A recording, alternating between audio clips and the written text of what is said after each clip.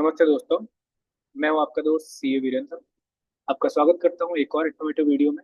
आज हम डिस्कस करेंगे एक इंपॉर्टेंट अपडेट जो फाइनेंस एक्ट 2023 में इंट्रोड्यूस किया गया है, सेक्शन 43B(H). ये एमएसएमई सेक्टर के लिए एक गेम चेंजर है, तो एंड तक जरूर देखिए इस वीडियो को। चलिए शुरू करते हैं। First of all let's understand what is section 43B(H). Overview. दोस्तों, फाइनेंस एक्ट 2023 ने इनकम टैक्स एक्ट में सेक्शन 43B(H) इंट्रोड्यूस किया है।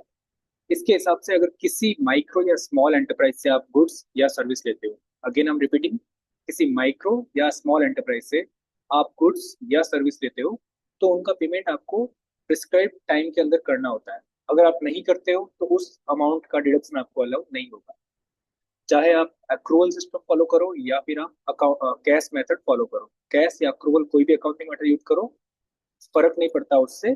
आपको प्रिस्क्राइब टाइम के अंदर उनको पेमेंट करना पड़ेगा। किसे? MSME, small and micro enterprises. Now time limit for payment.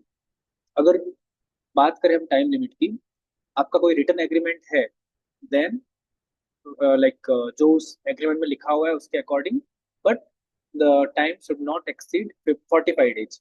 अगर आपका कोई भी रिटर्न एग्रीमेंट नहीं है पार्टी के साथ में, then 15 days, within 15 days from the date of transaction you have to make payment to them. फिर ये जो रूल एमएसएमई सेक्टर के लिए है, वो इसलिए लाया गया कि जो लिक्विडिटी की प्रॉब्लम है एमएसएमई की, उसको दूर किया जा सके। Next point, MSME turnover limit. तो एमएसएमई क्या है? तो इसकी डेफिनेशन माइक्रो और स्मॉल की हम डेफिनेशन समझते हैं। अगर उनका प्लांट, माइक्रो की बात करें तो प्लांट एंड मशीनरी में इन्वेस्टमेंट अगर 1 करोड़ तक है और टर्नओवर 5 करोड़ तक है, then it is a micro enterprise. Small enterprise अगर इन्वेस्टमेंट प्लांट एंड मशीनरी में 10 करोड़ तक है और टर्नओवर 50 करोड़ तक है, तो ये माइक्रो और स्मॉल में डिफाइन होती है। अब इसकी जो डेफिनेशन है वो चेंज हुई है again in finance act 2025। So वो एक बार जब पूरी इम्प्लीमेंट हो जाए, then we can refer that, so accordingly वो चेंज हो जाएगी। Now applicability of section 43B(H). अगर मैं इसकी बात करूं एप्लीकेबिलिटी की, तो ये उन्हीं ट्रांजेक्शन पे लागू होती है जो माइक्रो और स्मॉल एंटरप्राइज के साथ होती है, और जो माइक्रो और स्मॉल एंटरप्राइज एमएसएमईडी एक्ट में रजिस्टर्ड है, तो आपका रजिस्ट्रेशन होना is compulsory. Second thing, second जो नोट यहाँ पे करने वाली बात है, बायर का एमएसएमईडी एक्ट के अंदर रजिस्टर होना जरूरी नहीं। लाइक फॉर एग्जाम्पल मैं अगर बात करूं, मैं एक सूरत के व्यापारी से परचेज करता हूँ गुड्स, एंड मेरा बेंगलोर में एक रिटेल शॉप है।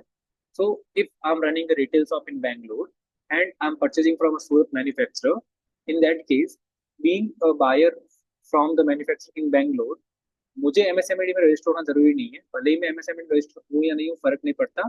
क्या मैन्युफैक्चर रजिस्टर्ड है? अगर वो रजिस्टर्ड है, देन डेफिनेटली मेरे ऊपर ये एप्लीकेबल हो जाएगा। देन थर्ड जो थिंग है नोट करने वाली, ये एप्लीकेबल है सिर्फ मैन्युफैक्चरिंग और सर्विस प्रोवाइडर्स के लिए, नॉट फॉर ट्रेडर्स। अगर मैं बेंगलोर में एक रिटेलर हूँ और मैं बेंगलोर में एक होलसेलर से परचेज करता हूँ या सूरत के एक होलसेलर से परचेज करता हूँ, इन दैट केस वो मेरे ऊपर एप्लीकेबल नहीं होगा। ये 43B(H) है, ये ओनली मैन्युफैक्चरर और सर्विस इंडस्ट्री उनके लिए है, ट्रेडर्स के लिए नहीं है। मतलब जो ट्रेडर्स, मतलब जो सप्लायर है वो ट्रेडर नहीं होना चाहिए। अगर सप्लायर मैन्युफैक्चरर है, then definitely being a buyer, भले ही मैं कोई भी रजिस्टर्ड हूँ नहीं हूँ, मेरे ऊपर एप्लीकेबल होगा। अब मेन बात करते हैं पेनल्टीज की।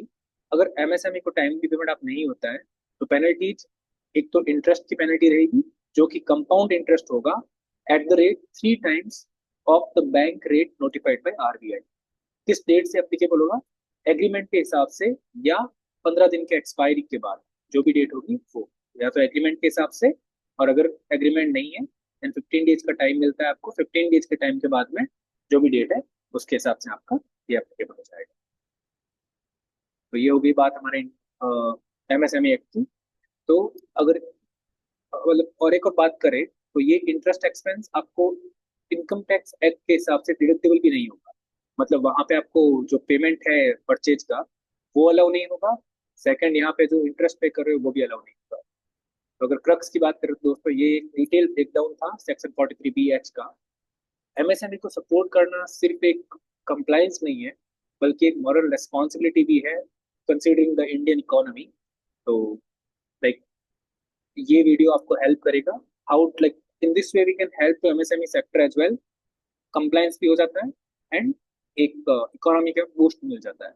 सो अगर आपको ये वीडियो अच्छा लगा हो, इन्फॉर्मेटिव लगा हो, तो लाइक करें, सब्सक्राइब करें, and thank you so much.